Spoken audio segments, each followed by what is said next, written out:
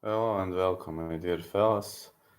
I'm gonna tell you, yesterday there was no power, there was a massive storm, so I'm sorry because I was unable to finish this stream, but anyway, what I wanna say, this kicked off like a horrible card, then turned out in, let's say, a fair card. I'm not gonna say that I'm too pleased, but I'm not gonna say that I'm unhappy. Yesterday I was very nervous because of what happened, and I decided to go to sleep.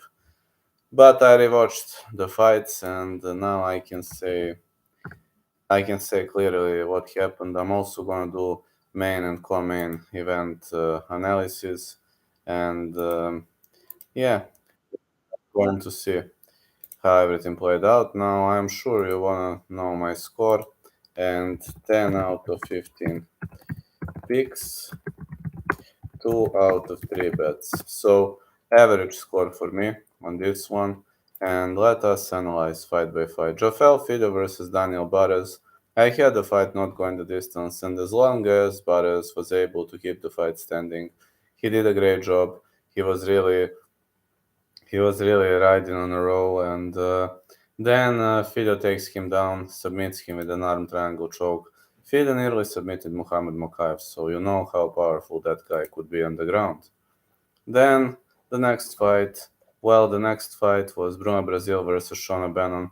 I was also right about over 2.5, but I had Brazil winning, and I ascended to 2 out of 2. Chris Duncan versus Yanala Schmuz. I expected a knockout in this fight, hence I was unsure who was gonna win, and honestly, Chris Duncan did an excellent job technically, tactically. He wasn't brawling, he wasn't too aggressive, and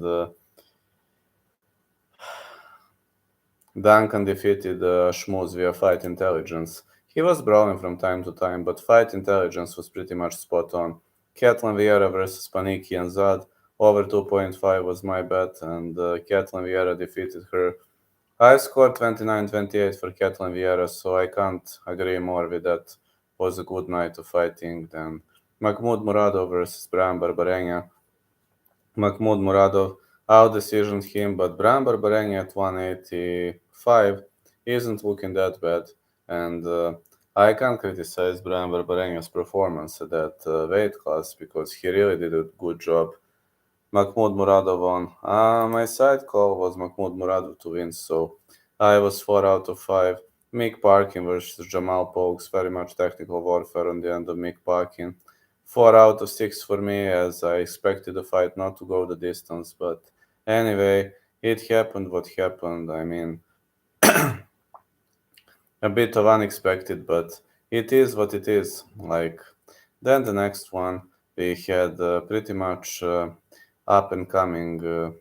We had pretty much up and coming stuff. As I said to myself, well, man, okay, it seems this card is full of upsets, and yeah, the way it goes, like Yoel Alvarez versus Mark Diakise. Yoel won the fight after a massive head clash. Also in Murado versus Barbarena, we had another head clash. But in Yoel Alvarez versus Mark Diakise, Diakise was rocked from a head clash prior to Alvarez's Darce choke submission. The referee unfortunately didn't see that, and then it let Yoel Alvarez finish the fight. Johnny Parsons destroyed Danny Roberts. I had over 1.5, so climbed to 5 out of 8. And Daniel Marcus versus Davy Grant. I had fight starts round 3, but this is the greatest robbery I've ever seen, man. Like, it was a pure victory for Davy Grant. He won 2 rounds, potentially all 3. Have you seen how many clean strikes he landed? And then you see that UFC judges gave victory to the undefeated Peruvian fighter in the middle of London. It's a shame. It's really a shame. I mean, if I was Davy Grant, I would have never competed because this was his clean win. Then Leron Murphy versus Josh Kulibal. Total domination of Leron Murphy. And I also had fight starts round 3, which was spot on, definitively. Like, that was a spot on. I couldn't ask for more. Fares Ziam versus Jai Herbert. Fares Ziam dominated Jai Herbert. He was technically above his opponent, and he technically did a great job. Like, I had fight starts around 3, and it was also another nice call for me. Paul Craig versus Andre Muniz.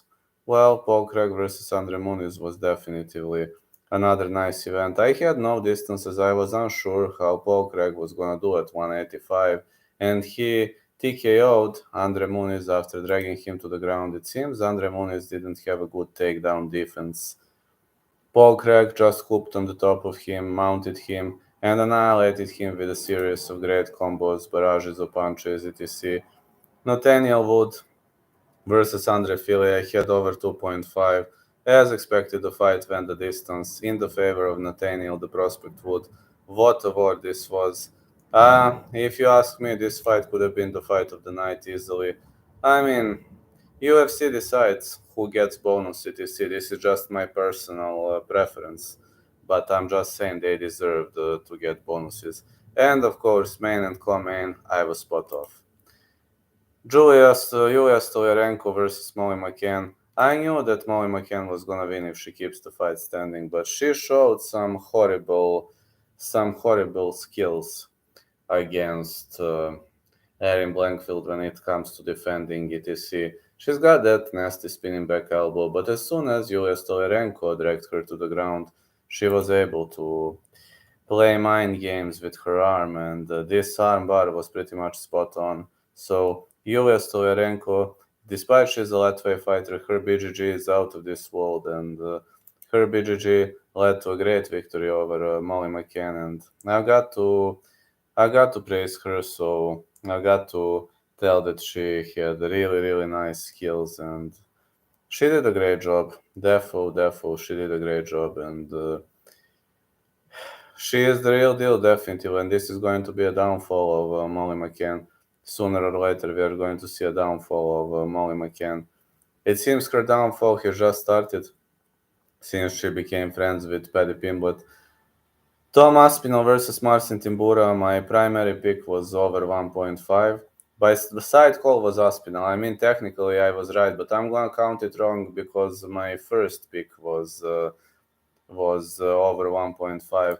Aspinall destroyed Marcin Tybura. Like, as soon as the fight started, he landed few big shots, then a straight right, rocked Marcin Tybura, catapulted him to the ground, and Tom Aspinall finished the fight with early ground punches. I told you, Aspinall needs an early finish to win the fight, and when he scored that finish, I knew it was going to be the end of the road. Like, I had to rewatch it when the electricity reappeared, but I believe Tom Aspinall is a championship potential, and I'm gonna make videos for Molly McCann, Julia Stoliarenko, and I'm gonna make videos for Tom Aspinall versus Marcin Tybura now to analyze.